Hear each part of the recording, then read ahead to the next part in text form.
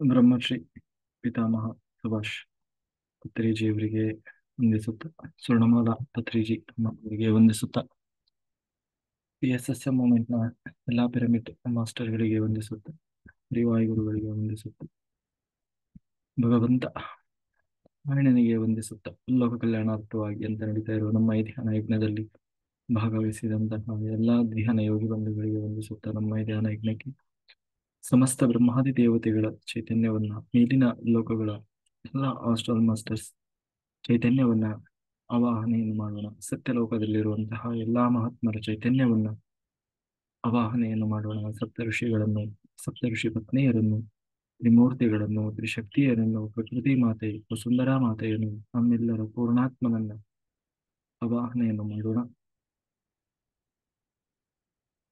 ಸದಾನಂದ ಯೋಗಿಗಳು, ಪತ್ರಿಜಿ ಗುರುಗಳು, ಮಹಾವತಾರ್ ಬಾಬಾಜಿಯವರು, ರಮಣ ಮಹರ್ಷಿಗಳು, ಲಹರಿ ಮಹರ್ಷಿಗಳು, ಶ್ರೀ ಗುರು ರಾಘವೇಂದ್ರ ಸ್ವಾಮಿಗಳು, ಶ್ರೀಧರ ಸ್ವಾಮಿಗಳು, ದತ್ತಾತ್ರೇಯರು, ಬುದ್ಧ ಭಗವಾನರು, ಮಹಾವೀರರ ಚೈತನ್ಯವನ್ನ ಆವಾಹನೆಯನ್ನು ಮಾಡೋಣ. ಲೋಕ ಕಲ್ಯಾಣಾರ್ಥವಾಗಿ ಅಂತ ಹೇಳಿ ಯಾರೆಲ್ಲ ಕೂತು ತಪಸ್ಸು ಮಾಡ್ತಾ ಇದ್ದಾರೆ, ಧ್ಯಾನ ಮಾಡ್ತಾ ಇದ್ದಾರೆ, ಯೋಗಿಗಳು, ಸಿದ್ಧ ಪುರುಷರು, ಋಷಿಮಣಿಗಳು, ಹಿಮಾಲಯದ ಯೋಗಿಗಳು, ಚಿರಂಜೀವಿಗಳ ಚೈತನ್ಯವನ್ನ ಆವಾಹನೆಯನ್ನು ಮಾಡುತ್ತಾರೆ.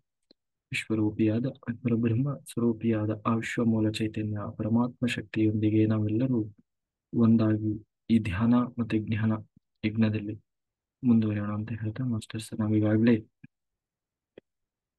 ನಿನ್ನೆಯ ದಿವಸ ಯೋಗಗಳ ಬಗ್ಗೆ ತಿಳ್ಕೊಂಡ್ವಿ. ಯೋಗ ಅಂತಂದ್ರೆ ಒಟ್ಟು 4 ಯೋಗಗಳು ಬರ್ತವೆ ಅಂತಂದ್ರೆ ಭಕ್ತಿ ಯೋಗ, ಕರ್ಮಯೋಗ, ಜ್ಞಾನ ಯೋಗ, ಧ್ಯಾನ ಯೋಗ. ಹಾಗೆ ಕೊನೆಗೆ ಕೃಷ್ಣ ಗೀತೆಯಲ್ಲೂ ಕೂಡ ಆ ಅರ್ಜುನನಿಗೆ ಹೇಳಿದ್ದು ಏನಂತಂದ್ರೆ, ಯೋಗಿ ಭಾವನ ಅರ್ಜುನ, ನೀನು ಯೋಗಿ ಆಗು, ಹ್ಮ್? ಯೋಗಿ ಆಗು ಅನ್ನುವುದೇ ಕೃಷ್ಣನ ಸಂದೇಶವಾಗಿತ್ತು. ಹಾಗಾಗಿ ಪ್ರತಿಯೊಬ್ಬರು ಯೋಗಿ ಆಗಬೇಕು. ಯಾವ ಯೋಗಿ? ಧ್ಯಾನ ಯೋಗಿ ಆಗಬೇಕು. ಹಾಗಾಗಿ ಇನ್ನು ಆ ಧ್ಯಾನ ಯೋಗಿ ಆದಾಗ, ಹಾಗಾದ್ರೆ ಇದರಲ್ಲಿ ಕೆಲವರು ನಾವು ಧ್ಯಾನ ಅಂದ ತಕ್ಷಣ ಅಥವಾ ಧ್ಯಾನ ಯೋಗಿ, ಅಧ್ಯಾತ್ಮ ಅಂದ ಕೂಡಲ ಬಹಳಷ್ಟು ತಪ್ಪು ತಪ್ಪು ತಿಳುವಳಿಕೆಗಳಿದ್ದಾವೆ. ನಾವು ವೈರಾಗಿಯಾಗಿರ್ಬೇಕು. ಆದ್ರೆ ವೈರಾಗ್ಯ ಅನ್ನುವುದು ಹೇಗೆ, ಅದರ ಅರ್ಥ ಏನು ಅನ್ನುವುದೇ ಗೊತ್ತಿಲ್ಲ. ಆದ್ರೆ ನಿಜವಾದ ನಿರ್ವಾಣ ಯಾವುದು ಅಂತಂದ್ರೆ ಸಂಸಾರದಲ್ಲೇ ನಿರ್ವಾಣ, ಅಥವಾ ಸಂಸಾರವೇ ನಿರ್ವಾಣ. ಸಂಸಾರಿಗಳಿಗೆ ಸೋಲು ಅನ್ನುವುದು ಯಾವತ್ತೂ ಇಲ್ಲ. ಸಂಸಾರಿಗಳು ಯಾವತ್ತೂ ಗೆಲ್ತಾರೆ.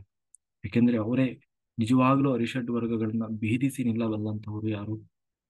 ಸಂಸಾರಿಗಳು. ಹಾಗಾಗಿ ಸನ್ಯಾಸಿಗಳಿಗೆ ಸನ್ಯಾಸಿಗಳಿಗೆ ಯಾವತ್ತೂ ಕೂಡ ಗೆಲುವು ಅನ್ನುವುದು ಇಲ್ಲ. ಅಂತಂದ್ರೆ ಅವ್ರು ಎಷ್ಟೇ ಏನೇ ಸಾಧನೆ ಮಾಡ್ಲಿ, ಆದರೆ ಸಂಸಾರಿ ಆದವನು ಸಾಧಿಸಿದ, ಅಂದ್ರೆ ಆ ಅರಿಷಡ್ ವರ್ಗಗಳನ್ನ ಭೇದಿಸಿದ ಒಂದು ಸ್ಥಿತಿಯನ್ನು ಒಬ್ಬ ಸನ್ಯಾಸಿ ಪಡಿಲಿಕ್ಕೆ ಸಾಧ್ಯ ಇಲ್ಲ. ಹಾಗಾಗಿ ಸಂಸಾರ ಅನ್ನುವುದು ಬಹಳ ಶ್ರೇಷ್ಠವಾದದ್ದು. ಅದಕ್ಕೆ ಪುರಾಣಗಳಲ್ಲಿ ಏನು ಎಲ್ಲ ಆ ಏನು ಸ್ಮೃತಿಗಳಲ್ಲಿ, ಶ್ರುತಿಗಳಲ್ಲಿ ಏನ್ ಹೇಳ್ತಾರೆ ಅಂತಂದ್ರೆ, ಪಾರ್ವತಿ ಸಮೇತ, ಪಾರ್ವತಿ ಪರಮೇಶ್ವರ ಅಂತ ಕರೀತಾರೆ ಅಲ್ವಾ, ಉಮಾ ಮಹೇಶ್ವರ. ಅದೇ ಬರೀ ಶಿವನನ್ನ ಎಲ್ಲೂ ಹೇಳುವುದಿಲ್ಲ, ಅದು ಶ್ರೇಷ್ಠವೂ ಅಲ್ಲ ಅಂತಾನೆ ಹೇಳ್ತಾರೆ. ಸರಸ್ವತಿ ಬ್ರಹ್ಮ, ಲಕ್ಷ್ಮೀನಾರಾಯಣರು, ಲಕ್ಷ್ಮೀನಾರಾಯಣ ಅಂತೆಲ್ಲ ಹೇಳೇ ಕರೀತಾರೆ. ಹಾಗಾಗಿ ಸಂಸಾರ ಶ್ರೇಷ್ಠತೆಯನ್ನ ಅದು ಒತ್ತಿ ಹೇಳ್ತದೆ. ಹಾಗಾಗಿ ಯಾವತ್ತೂ ಈ ಸಂಸಾರಕ್ಕೆ ಹೆದರಿ, ಸಂಸಾರವನ್ನ ಬಿಟ್ಟು ಯಾರು ಕೂಡ ಓಡಿ ಹೋಗಬಾರದು. ಸಂಸಾರ ಅನ್ನುವುದೇ ಒಂದು ಜಂಜಾಟ ಅದು. ಅದರಲ್ಲಿ ಹೇಗೆ ಅಂತಂದ್ರೆ, ಆ ಜೇನುಗೂಡು, ಸಂಸಾರ ಅನ್ನೋದು ಒಂದು ರೀತಿ ಜೇನುಗೂಡು ಇದ್ದ ಹಾಗೆ ಅಲ್ವಾ. ಅಲ್ಲಿಗೆ ಜೇ ನಾವು ಅದ್ರೊಳಗೆ ಜೇನು ತುಪ್ಪ ಇದೆ ಅನ್ನೋದೇನೋ ನಿಜ, ಆದ್ರೆ ಅಲ್ಲಿ ಜೇನು ಹುಳ ಇದಾವೆ ಅನ್ನೋದು ಕೂಡ ಅಷ್ಟೇ ಸತ್ಯ ಅಲ್ವಾ. ಜೇನು ಆ ಏನು ಅಂದ್ರೆ ಆ ಅಂದ್ರೆ ನೋಡಿ, ಜೇನು ಸಿಹಿ ಏನಿದೆ, ಜೇನಿನ ಸಿಹಿ, ಆ ಜೇನಿನ ಸಿಹಿಗೆ ಸರಿಸಮಾನವಾದ ಸಿಹಿ ಇಲ್ವಂತೆ. ಅಂದ್ರೆ ಅಷ್ಟು ಸಿಹಿಯಾಗಿರ್ತದೆ ಜೇನು. ಆದ್ರೆ ಸಂಸಾರವೂ ಹಾಗೆ ಜೇನಿದ್ದ ಹಾಗಿರ್ತದೆ. ಅದ್ರ ಜೊತೆಗೆ ಜೇನಿನ ಹುಳಗಳು ಕೂಡ ಇರ್ತದೆ. ಅವಾಗ ಅವಾಗ ಜೇನು ಹುಳ ಕಚ್ಚುತ್ತಾ ಇರ್ತದೆ. ಆದ್ರೆ ಏನ್ ಮಾಡೋದು, ಜೊತೆಗೆ ಜೇನು ತಿನ್ಬೋದಲ್ಲ ಅನ್ನೋ ಖುಷಿಯಲ್ಲಿ ಆ ನಾವು ಅಂದ್ರೆ ಅದರಲ್ಲೇ ನಾವು ಹೋಗ್ಬೇಕಾಗ್ತದೆ. ಅದೇ ನಿಜವಾದ ಸಂಸಾರ. ಹಾಗಾಗಿ ನಿಜವಾಗಲೂ ಯಾರು ಸಂಸಾರದಲ್ಲಿ ಪರಿಪೂರ್ಣತೆಯನ್ನು ಹೊಂದುತ್ತಾನೆ, ಅವನೇ ನಿಜವಾದ ಯೋಗಿ. ಅವನು ನಿರಂತರವಾಗಿ ಆ ಸಾಧನೆಯಲ್ಲಿ ಗೆಲ್ತಾನೆ. ಹಾಗಾಗಿ ಸಂಸಾರದಲ್ಲೇ ಇದ್ದು ಆ ಎಲ್ಲ ಸಮಸ್ಯೆಗಳಿಗೆ ಅಲ್ಲೇ ಪರಿಹಾರಗಳನ್ನು ಕಂಡುಕೊಳ್ತಾ ಅದರ ಜೊತೆ ಜೊತೆಗೆ ಮುಂದುವರಿಯುವುದೇ ನಿಜವಾದ ಸಾಧನೆ, ನಿಜವಾದ ಸಾಧಕನ ಬದುಕು ಅದು. ಹಾಗಾಗಿ ಸಮಸ್ಯೆಗಳು ನಮಗೆ ಯಾವತ್ತೂ ಸಮಸ್ಯೆಗಳಾಗಿ ಕಾಡಬಾರ್ದು. ಅದನ್ನು ನಾವು ಸಮಸ್ಯೆ ಅಂತ ಅಂದ್ಕೊಳ್ಳಬಾರ್ದು. ಪ್ರತಿಯೊಂದು ಸಮಸ್ಯೆಗಳನ್ನ ನಾವು ಸವಾಲಾಗಿ ತೆಗೆದುಕೊಳ್ಬೇಕು, ಒಂದು ಅಪಾರ್ಚುನಿಟಿ, ಒಂದು ಅವಕಾಶವನ್ನಾಗಿ ಸ್ವೀಕಾರ ಮಾಡಬೇಕು. ಅದಕ್ಕೆ ಯಾವ ರೀತಿ ಇದರಿಂದ ನಾನು ಹೊರಗೆ ಬರಲಿಕ್ಕೆ ಸಾಧ್ಯ ಇದೆ ಅಂತ ಹೇಳಿ ಬೇರೆ ದಾರಿಗಳನ್ನ ಹುಡುಕಬೇಕೇ ಹೊರತು ಆ ಸಮಸ್ಯೆಯನ್ನೇ ಯೋಚನೆ ಮಾಡ್ತಾ ನಾವು ಕೂರಬಾರದು. ಹಾಗಾಗಿ ಪ್ರತಿಯೊಂದು ಸಮಸ್ಯೆಯು ನಮ್ಮ ಪಾಲಿಗೆ ಅಥವಾ ಒಬ್ಬ ಸಾಧಕನ ಪಾಲಿಗೆ ಅದು ಸಮಸ್ಯೆ ಅಲ್ಲ, ಅದು ಒಂದು ಸವಾಲು. ಸವಾಲುಗಳು ಆ ಸವಾಲುಗಳಿದ್ದಾಗಲೇ ಮನುಷ್ಯ ಜಾಗೃತನಾಗಿರ್ಲಿಕ್ಕೆ ಸಾಧ್ಯ ಆಗ್ತದೆ. ಮತ್ತೆ ಅವನನ್ನು ತಾನು ಬೇರೆ ಬೇರೆ ವಿಭಿನ್ನ ಚಟುವಟಿಕೆಗಳಲ್ಲಿ ತೊಡಗಿಸಿಕೊಳ್ಳಿಕ್ಕೆ ಸಾಧ್ಯ ಆಗ್ತದೆ. ಇಲ್ಲ ಅಂದ್ರೆ ನಿಂತು ನೀರಾಗ್ಬಿಡ್ತಾನೆ, ಒಂದು ಕಡೆ ಸ್ಟ್ರಕ್ ಆಗಿಬಿಡ್ತಾನೆ. ಹಾಗಾಗಿ ನಾವು ಪರಿಶ್ರಮಿಸಬೇಕು. ಪರಿಶ್ರಮಿಸಬೇಕು ಅಂತಂದ್ರೆ ಎಲ್ಲಾ ರೀತಿಯಿಂದಲೂ ಆ ಕೆಲಸ ಕಾರ್ಯೋನ್ಮುಖರಾಗಬೇಕು. ಆಗ್ಲೇ ನಮ್ಮ ಆತ್ಮದ ಉದ್ಧಾರ ಆಗ್ತಾ ಹೋಗ್ತದೆ. ಒಂದು ಕಡೆ ನಾವು ಸುಮ್ಮನೆ, ಕೆಲವರು ಇರ್ತಾರೆ ಏನು ಕೆಲಸ ಇಲ್ಲ ಅಂದ್ರೆ ಉಣ್ತಾರೆ, ತಿಂತಾರೆ, ಕಟ್ಟೆ ಮೇಲೆ ಮಲಗ್ತಾರೆ, ಮತ್ತೆ ಅಂದ್ರೆ ಈ ತರ ಬದುಕುವವರು ಕೂಡ ಇದ್ದಾರೆ. ಹಾಗಾಗಿ ಅದು ನಿಜವಾದ ಆಧ್ಯಾತ್ಮದ ಸಾಧನೆ ಅಲ್ಲ. ಹಾಗಾಗಿ ಆ ಸಂಸಾರ ಅನ್ನುವುದು ಪ್ರಕೃತಿಗೆ ಸಹಜವಾದದ್ದು. ಅಂದ್ರೆ ಆ ಪ್ರಕೃತಿ, ನಿಜವಾಗ್ಲೂ ಪ್ರಕೃತಿಯಲ್ಲಿ ಎಲ್ಲ ಪಶು ಪಕ್ಷಿ ಪ್ರಾಣಿ ಎಲ್ಲದಕ್ಕೂ ಒಂದು ಸಂಗಾತಿ ಅನ್ನೋದು ಬೇಕು ಅಲ್ವಾ. ಒಂದು ಸಣ್ಣ ಗುಬ್ಬಿ ಮರಿಯಲ್ಲಿ ಆ ಒಂದು ಆ ಒಂದು ಹೆಣ್ಣು ಏನು ಗುಬ್ಬಿ, ಅದ್ರ ಜೊತೆಗೆ ಒಂದು ಗಂಡು ಗುಬ್ಬಿ ಮರಿ ಇರ್ತದೆ. ಆ ಆ ಯಾವುದದು ಆ ಗಂಡು ಗುಬ್ಬಿ ಎಲ್ಲ ಆ ಗೂಡನ್ನ ಕಟ್ತದೆ, ಹೆಣ್ಣು ಗುಬ್ಬಿ ಮರಿ ಬಂದು ಅದರಲ್ಲಿ ಮೊಟ್ಟೆ ಇಡ್ತದೆ, ಅದನ್ನೆಲ್ಲ ಅದು ಆಡಿಸ್ತವೆ, ಆಮೇಲೆ ದೊಡ್ಡ ಮಾಡ್ತದೆ. ಅಂದ್ರೆ ಅದು ಪಾರಿವಾಳಗಳಿರ್ಬೋದು, ಒಂದು ಪಶು ಪಕ್ಷಿ ಪ್ರಾಣಿ ಎಲ್ಲದೂ ಅದು ಪ್ರಕೃತಿ ಧರ್ಮ. ಒಂದು ಅಂದ್ರೆ ಅದಕ್ಕೆ ವಿರುದ್ಧವಾದ ಲಿಂಗವನ್ನ ಅಥವಾ ಒಂದು ಆ ಜೀವಿಯನ್ನ ತಾನು ಅವಲಂಬಿಸಿ ಬದುಕುವುದು ಅಂದ್ರೆ ಅದೇ ಸಂಸಾರ, ಅದು ಮನುಷ್ಯನಲ್ಲಿ ಬಂದಾಗ ಸಂಸಾರ. ಹಾಗಾಗಿ ಅದು ಪ್ರಕೃತಿಯ ಧರ್ಮ, ಮತ್ತೆ ಸಹಜವಾದ ಧರ್ಮ. ಸನ್ಯಾಸ ಅನ್ನುವುದು ಪ್ರಕೃತಿಗೆ ವಿರುದ್ಧವಾದದ್ದು. ಯಾರು ಯಾವತ್ತೂ ಕೂಡ ಸನ್ಯಾಸವನ್ನು ಸ್ವೀಕಾರ ಮಾಡಬಾರ್ದು.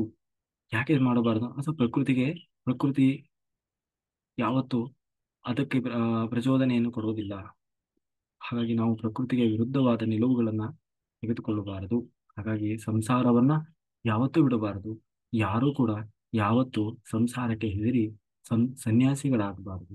ಹಾಗಾದ್ರು ಅಂತಂದ್ರೆ ಅವನ ಸಾಧನೆ ಸ್ಟಕ್ ಆಯ್ತು ಅಂತಂದ್ರೆ, ಎಲ್ಲ ಆಯ್ತು ಮುಗೀತು, ಯಾರು ಇಲ್ಲ ಅವನ ಪಾಲಿಗೆ, ಅವನ ಏಕಾಂಗಿ, ಅವನ್ ಏನು ಉಳಿದಿಲ್ಲ ಅನ್ನುವ ಸ್ಥಿತಿ ಕಾಲ ಬಂದಾಗ ಅವನು ಬೇಕಾದ್ರೆ ಸನ್ಯಾಸಿ ಆಗ್ಬೋದೇ ಹೊರತು ಎಲ್ಲ ಇದ್ದಾಗಿಯೂ ಕೂಡ ಸನ್ಯಾಸಿ ಆಗಬಾರದು. ಎಲ್ಲದಕ್ಕಿಂತ ಹೆಚ್ಚಾಗಿ ಮತ್ತೆ ಸನ್ಯಾಸಿ ಶ್ರೇಷ್ಠ, ಎಲ್ಲರೂ ಸನ್ಯಾಸಿ ಆಗಬೇಕು ಅಂತ ಹೇಳ್ತಾರಲ್ವಾ. ನೀವೇನಿದೆ ಹೀಗೆ ಹೇಳ್ತೀರಿ ಅಂತಂದ್ರೆ, ಸನ್ಯಾಸ ಅಂದ್ರೆ ಏನು ಅನ್ನೋದೇ ಸರಿಯಾಗಿ ಅರ್ಥ ಆಗಿಲ್ಲ. ಸನ್ಯಾಸ ಅಂದ್ರೆ ಏನು ಅನ್ನೋದೇ ನಮಗೆ, ಯಾಕೆಂದ್ರೆ ನಾವು ಸರಿಯಾಗಿ ತಿಳ್ಕೊಳ್ಳೋದಕ್ಕಿಂತ ತಪ್ಪು ತಪ್ಪು ತಿಳ್ಕೊಳ್ಳೋದ್ರಲ್ಲಿ ನಾವು ಬಹಳ ನಿಸ್ಸೀಮರು ಅಲ್ವಾ. ಹಾಗಾಗಿ ಸನ್ಯಾಸಿ ಅಂತಂದ್ರೆ ನಿಜವಾದ ಅರ್ಥ ಸಮ್ಯಕ್ ಅಂತಂದ್ರೆ ಸರಿಯಾದ, ನ್ಯಾಸ ಅಂದ್ರೆ ತ್ಯಜಿಸುವುದು ಅಂತಂದ್ರೆ ಯಾವುದು ತ್ಯಜಿಸಬೇಕೋ ಅದನ್ನೇ ತ್ಯಜಿಸಿದವನು. ಯಾವುದು ಅಂದ್ರೆ ಅವಶ್ಯಕತೆ ಇಲ್ಲವೋ ಅದನ್ನ ತ್ಯಜಿಸಿದವನು. ಹಾಗಾಗಿ ಅವನು ಸನ್ಯಾಸಿ. ಯಾವುದು ಅವಶ್ಯಕತೆ ಇಲ್ಲವೋ ಅದನ್ನ ತ್ಯಜಿಸಿದವನೇ ನಿಜವಾದ ಸನ್ಯಾಸಿ. ಅದನ್ನು ತ್ಯಜಿಸಬೇಕು ಅನ್ನುವುದನ್ನ ಹೇಳ್ತಾರೆ ಹೊರತು ನೀನು ಹೊರಗಡೆಯಿಂದ ಎಲ್ಲ ಬಿಟ್ಟು ಹೋಗುವಂತ ತ್ಯಜಿಸುವುದು ನಿಜವಾದ ಸನ್ಯಾಸ ಅಲ್ಲ.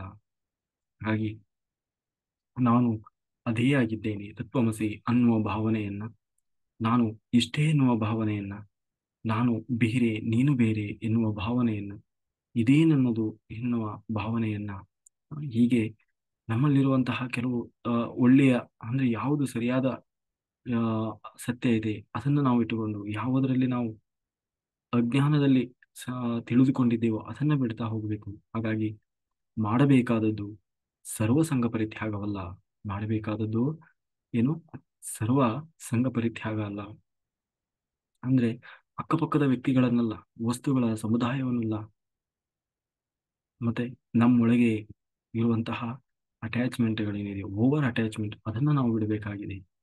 ಹಾಗಾಗಿ ಸಮಾಜದಲ್ಲಿ ಇರಬೇಕು, ಸಮಾಜದಲ್ಲಿ ಬೆರೆಯಬೇಕು, ಅಂದರೆ ಸಂಘ ಇರಬೇಕು. ಸಂಘಂ, ಬುದ್ಧ ಮಾಡಿದ್ದು ಸಂಘಂ, ಎಲ್ಲರೂ ಒಂದು ಕಡೆ ಸೇರಿ ಎಲ್ಲ ಅಲ್ಲಿ ಜ್ಞಾನದ ಹಂಚಿಕೆ ಮಾಡ್ತಾ ಇದ್ರು, ಏನು ಸತ್ಸಂಗಗಳನ್ನು ಮಾಡ್ತಾ ಇದ್ರು, ಎಲ್ಲರೂ ಒಟ್ಟಿಗೆ ಬದುಕ್ತಾ ಇದ್ರು. ಹಾಗಾಗಿ ಸಂಘ ಧರ್ಮ, ಸಂಘ ಜೀವನ. ಆದ್ರೆ ಹೇಗಿರ್ಬೇಕು? ಪದ್ಮಪತ್ರ ಏನು ವಿವಾಂಬಸ ಅಂತ ಹೇಳಿ, ಅಂತಂದ್ರೆ ತಾವರೆಯ ಕೆಸರಿನಲ್ಲಿ, ಅಂದ್ರೆ ನೀರಿನ ಅಂಶ ಬೇಕೇ ಬೇಕು. ಯಾವುದಕ್ಕೆ?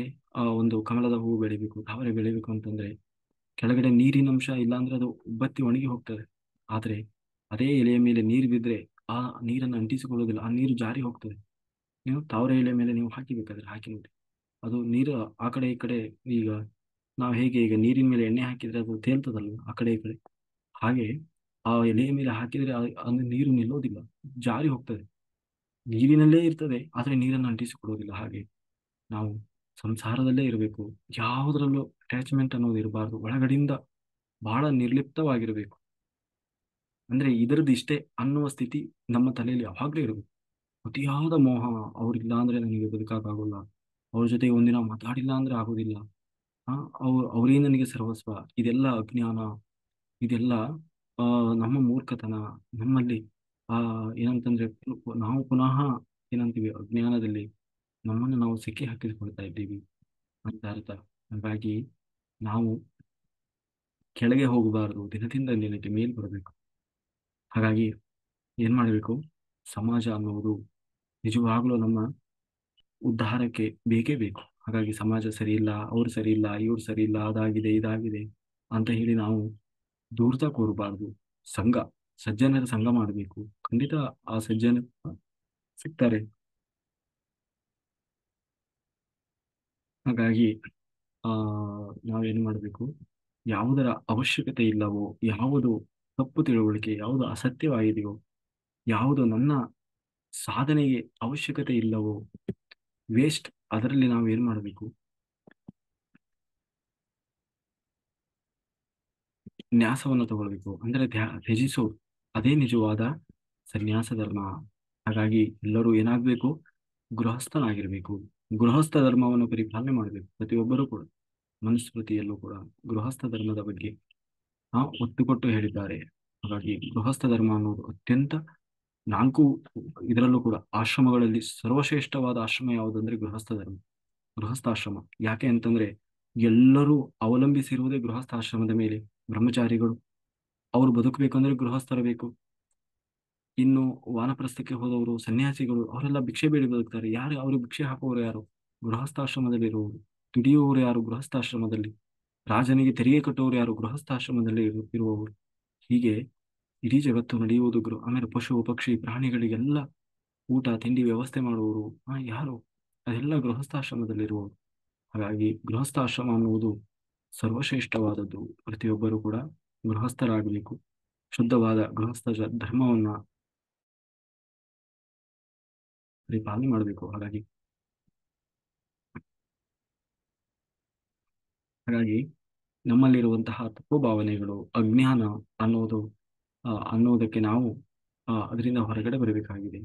ಹಾಗಾಗಿ ಈ ಮಾನವ ಅಷ್ಟೇ ಅಲ್ಲ, ಪ್ರಕೃತಿ, ಇವತ್ತು ಜಗತ್ತು ಬೆಳೀತಾ ಇದೆ, ಅಥವಾ ಇನ್ನೊಂದು ಒಂದು ಆತ್ಮ ಬಂದು ಇಲ್ಲಿ ದೇಹ ಧಾರಣೆ ಮಾಡಿ ತನ್ನ ಆತ್ಮ ಸಾಧನೆಯನ್ನು ಮಾಡಿಕೊಂಡು ಮತ್ತೆ ಪುನಃ ತನ್ನನ್ನು ಉದ್ಧಾರ ಮಾಡ್ಕೊಂಡು ಹೋಗ್ತವೆ ಅಲ್ವಾ? ಅದು ಹೇಗೆ ಸಾಧ್ಯ ಆಗ್ತದೆ? ಗೃಹಸ್ಥರಿಂದ. ಪ್ರತಿಯೊಬ್ಬರು ಗೃಹಸ್ಥರಾದಾಗ ಅವರಿಂದ ಪ್ರಜಾಭಿವೃದ್ಧಿ, ಅಂದ್ರೆ ಮಕ್ಕಳು ಬರ್ತಾರೆ. ಅವರಿಂದ ಅಂದ್ರೆ ಆ ಮಕ್ಕಳು ಬರೋದು ಅಂದ್ರೆ ಏನರ್ಥ? ಒಂದು ಭೂಮಿಗೆ ಬಂದು ಸಾಧನೆ ಶುರು ಮಾಡೋದು ಅಂತ ಅರ್ಥ. ಹಾಗಾಗಿ ಅಂತ ಎಷ್ಟೋ ಆತ್ಮಗಳು ಈ ಭೂಮಿಗೆ ಬಂದು ಸಾಧನೆ ಮಾಡಲಿಕ್ಕೆ ಅವಕಾಶ ಆಗುವುದು ಗೃಹಸ್ಥ ಧರ್ಮದಿಂದ. ಹಾಗಾಗಿ ಗೃಹಸ್ಥ ಆಶ್ರಮವೇ ಯಾವತ್ತು ಸರ್ವಶ್ರೇಷ್ಠವಾದದ್ದು. ಯಾವತ್ತು ಪ್ರತಿಯೊಬ್ಬರು ಕೂಡ ಆ ಗೃಹಸ್ಥ ಧರ್ಮದಲ್ಲಿ ಕೊನೆಯವರಿಗೂ ಆ ಉಳಿದುಕೊಂಡು ಹೋಗ್ಬೇಕಾಗ್ತದೆ. ಆ ಗೃಹಸ್ಥಾಶ್ರಮದಲ್ಲಿ ಸಾಧನೆಯನ್ನು ಮಾಡಿದ ಮುಕ್ತಿಯನ್ನು ಸಂಪಾದನೆ ಮಾಡಲಿಕ್ಕೆ ಸಾಧ್ಯ ಆಗ್ತದೆ. ಇದೇ ಸರ್ವಶ್ರೇಷ್ಠವಾದದ್ದು. ಹಿಂದೆಲ್ಲ ಪ್ರತಿಯೊಬ್ಬರು ಕೂಡ ಈಗ ಜನಕ ಮಹಾರಾಜ ಇವರೆಲ್ಲ ರಾಜಶ್ರೀ ಹಾಗೆ ಬದುಕಿದವರು. ರಾಜಶ್ರೀ ಅಂತಂದ್ರೆ ರಾಜ ರಾಜನ ಹಾಗೆ ಇದ್ರೂ ಕೂಡ ಋಷಿಗಳ ಜೀವನವನ್ನು ನಡೆಸಿದಂಥವ್ರು, ಅವರನ್ನೇ ರಾಜಶ್ರೀಗಳು ಅಂತ ಹೇಳ್ತಾರೆ. ಹಾಗಾಗಿ ಪ್ರತಿಯೊಬ್ಬರು ಕೂಡ ಸಂಸಾರಿ ಆಗಬೇಕು, ಸನ್ಯಾಸಿ ಆಗಬಾರದು. ಸನ್ಯಾಸಿ ಅಂತಂದ್ರೆ ಸರ್ವಸಂಗ ಪರಿತ್ಯಾಗ ಮಾಡಿ ಹೋಗುವವನಲ್ಲ. ಯಾವುದು ತನ್ನ ಆತ್ಮದ ಉದ್ಧಾರಕ್ಕೆ ಅಥವಾ ತನಗೆ ಯೋಗ್ಯವಲ್ಲವೋ, ಯಾವುದು ಅಜ್ಞಾನಕ್ಕೆ ಕಾರಣ ಆಗಿದೆಯೋ ಅದನ್ನ ತ್ಯಾಗ ಮಾಡುವುದೇ ನಿಜವಾದ ಸನ್ಯಾಸ. ಹಾಗಾಗಿ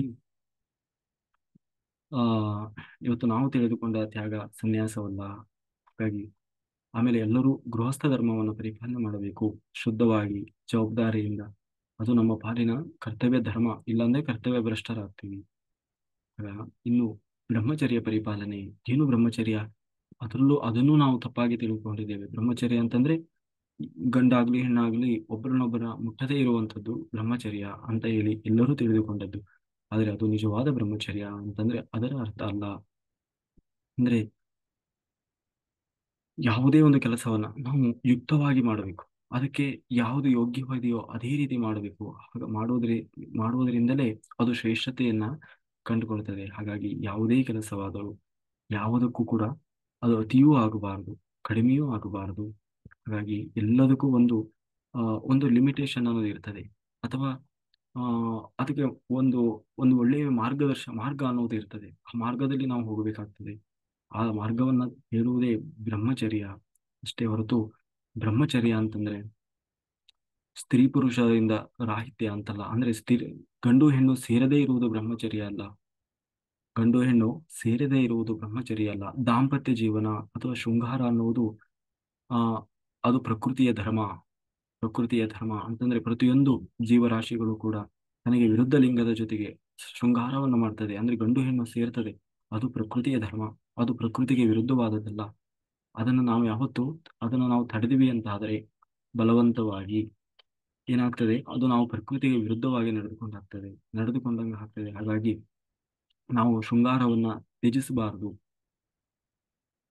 ಆದರೆ ಅದರಲ್ಲಿ ಹಿತ ಮತ್ತೆ ಮಿತ ಇರಬೇಕು, ಇತಿಮಿತಿಗಳಿರಬೇಕು. ಅವಶ್ಯಕತೆಗೆ ತಕ್ಕ ಹಾಗೆ ಮಾತ್ರ ಅದನ್ನು ನಾವು ಪರಿಪಾಲನೆ ಮಾಡಬೇಕು. ಅದೇ ನಿಜವಾದ ಬ್ರಹ್ಮಚರ್ಯ. ಎಲ್ಲದಕ್ಕೂ ಅನ್ನೋದು ಅಂದ್ರೆ ನಾವು ಯಾವುದೇ ಆದ್ರೂ ಅಷ್ಟೇ ಅತಿ ಆಗಬಾರದು. ಒಂದು ಬಿಟ್ಟು ಅಂದ್ರೆ ಆಧ್ಯಾತ್ಮ ಸಾಧನೆಯನ್ನು ಬಿಟ್ಟು ಉಳಿದುದೆವು. ಯಾಕೆಂದ್ರೆ ಆಧ್ಯಾತ್ಮ ಸಾಧನೆ ಅನ್ನೋದು ನೆವರ್ ಎಂಡ್. ನೀವು ಎಷ್ಟು ಸಾಧನೆ ಮಾಡಿದ್ರೂ ಅದಕ್ಕೆ ಕೊನೆ ಅನ್ನೋದಿಲ್ಲ. ಕೊನೆಗೆ ನೀವು ಬ್ರಹ್ಮ ಪದವಿಯನ್ನ ಪಡೆಯುವವರೆಗೂ, ಒಂದು ಪೂರ್ಣಾತ್ಮ ಸ್ಥಿತಿಯ ಮತ್ತೆ ಅದನ್ನು ಮೀರಿ ಪರಮಾತ್ಮ ಸ್ಥಿತಿಯನ್ನ ಪಡೆಯುವವರೆಗೂ ಅದು ಕೊನೆ ಅನ್ನುವುದೇ ಇಲ್ಲ. ಯಾಕೆಂದ್ರೆ ಇವತ್ತಿಗೂ ಕೂಡ ಕೊನೆ ಅನ್ನೋದು ಇದ್ದಿದ್ರೆ ಆ ಯಾಕೆ ಈಗಲೂ ಕೂಡ ಬ್ರಹ್ಮದೇವರು ಇರ್ಬೋದು, ಆ, ಆಮೇಲೆ ಶಿವ ಇರ್ಬೋದು, ಈಗಲೂ ಅವರು ಧ್ಯಾನಾಸಕ್ತರಾಗಿ ಇರ್ತಾರೆ. ಮತ್ತೆ ಎಲ್ಲ ಆಗಿದೆ ಅಲ್ವಾ? ಅವರು ಆ ಸ್ಥಿತಿಯಲ್ಲಿ ಇರುವಾಗಲೂ ಯಾಕೆ ಧ್ಯಾನ ಮಾಡ್ತಾ ಇದ್ದಾರೆ? ಅಂದ್ರೆ ಅವರಿಗೂ ಕೂಡ ಇನ್ನೂ ಮುಗುದಿಲ್ಲ ಸಾಧನೆ ಮಾಡುವ ಹಂತ, ಅಥವಾ ಸಾಧನೆ ಅನ್ನೋದು ಅವರ ಪಾಲಿಗೂ ಕೂಡ ಇನ್ನೂ ಇದೆ. ಅಂದ್ರೆ ಅವರು ಕೂಡ ಧ್ಯಾನ ಮಾಡ್ತಾ ಇದ್ದಾರೆ ಅಂತಂದ್ರೆ ಅದಕ್ಕೂ ಮೀರಿದ ಏನೋ ಇದೆ ಅಂತ ಅರ್ಥ. ಅಂದ್ರೆ ಅವರು ಇನ್ನೂ ಪರಿಪೂರ್ಣ ಆಗಿಲ್ಲ ಅಂತ. ಹಾಗಾಗಿ ಆಧ್ಯಾತ್ಮ ಸಾಧನೆ ಎನ್ನುವುದು ಸಾಕು, ನಾನು ಒಂದು ಮಂಡಲ ಮಾಡಿದೆ ಅಂತಂದ್ರೆ ಅದೇ ಅಲ್ಲಿಗೆ ಮುಗಿದಿಲ್ಲ. ನಾನು 6 ತಿಂಗಳಿನ ಗುಡಾಕೇಶ ಮಾಡ್ತಾ ಇದ್ದೀನಿ, ಸಾಕು ಬಿಡಪ್ಪ, ಬೇಕಾದಷ್ಟು ಆಯ್ತು ಅಂದ್ರೆ ಅದು ಸಾಕಾಗಲಿಲ್ಲ. ಎಷ್ಟು ಸಾಧನೆ ಮಾಡಿ ಎಷ್ಟು ಧ್ಯಾನ ಮಾಡಿದ್ರೂ ಅದು ಅಲ್ಪವೇ.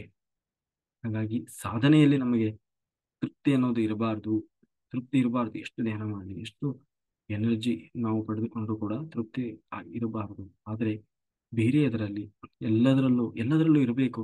ಆದರೆ ಎಲ್ಲದರಲ್ಲೂ ಹಿತ ಮತ್ತು ಮಿತ ಇರಬೇಕು. ಎಷ್ಟು ಅವಶ್ಯಕತೆ ಎಲ್ಲಿ ಏನಿದೆಯೋ ಅಷ್ಟು ಮಾತ್ರ ನಾವು ಅದನ್ನು ಪರಿಪಾಲನೆ ಮಾಡಬೇಕು. ಅದೇ ನಿಜವಾದ ಬ್ರಹ್ಮಚರ್ಯ. ಹಾಗಾಗಿ ನಾವು ಸ್ತ್ರೀಯಿಂದ ಪುರುಷರಿಂದ ದೂರ ಇರುವುದು ನಿಜವಾದ ಬ್ರಹ್ಮಚರ್ಯ ಅಲ್ಲ. ಅದು ಪ್ರಕೃತಿಗೆ ವಿರುದ್ಧವಾದದ್ದು. ಹಾಗಾಗಿ ನಮ್ಮಲ್ಲಿರುವಂತಹ ಎಷ್ಟೋ ಅಜ್ಞಾನಗಳಿಂದ ನಾವು ಹೊರಗೆ ಬರಬೇಕು. ನಿಜವಾದ ಧರ್ಮ ಏನಿದೆ ಅದನ್ನು ನಾವು ಪರಿಪಾಲನೆ ಮಾಡಬೇಕು. ಆಗ ನಿಜವಾಗಲೂ ನಾವು ಸರಿಯಾದ ಮಾರ್ಗದರ್ಶನದಲ್ಲಿ, ಸರಿಯಾದ ದಾರಿಯಲ್ಲಿ ಹೋಗಿ ನಿಜವಾದ ಸಾಧನೆಯನ್ನು ಮಾಡಿ ನಾವು ಯಶಸ್ವಿಯಾಗಲಿಕ್ಕೆ ಸಾಧ್ಯ ಇದೆ. ಹಾಗಾಗಿ ಕಾಯೇನ ವಾಚ ಮನಸೇಂದ್ರಿಯರ್ವಾ ಬುದ್ಧ್ಯಾತ್ಮನಾವ ಕೃತೆ ಸ್ವಭಾವ ಕರೋಮಿ ಇಂದ್ರಿಯ ಸಕಲಂ ಪರಸ್ಮೈ ನಾರಾಯಣಾಯೇತಿ ಸಮರ್ಪಯಾಮಿ. ಸರ್ವಂ ಶ್ರೀಕೃಷ್ಣಾರ್ಪಣಂ. Thank you. Thank you. Thank you masters. ಯಾರಿಗಾದರೂ ಏನಾದರೂ ಡೌಟ್ಸ್ ಇದ್ರೆ ರೈಸ್ ಮಾಡಿ ಮಾತಾಡಿ.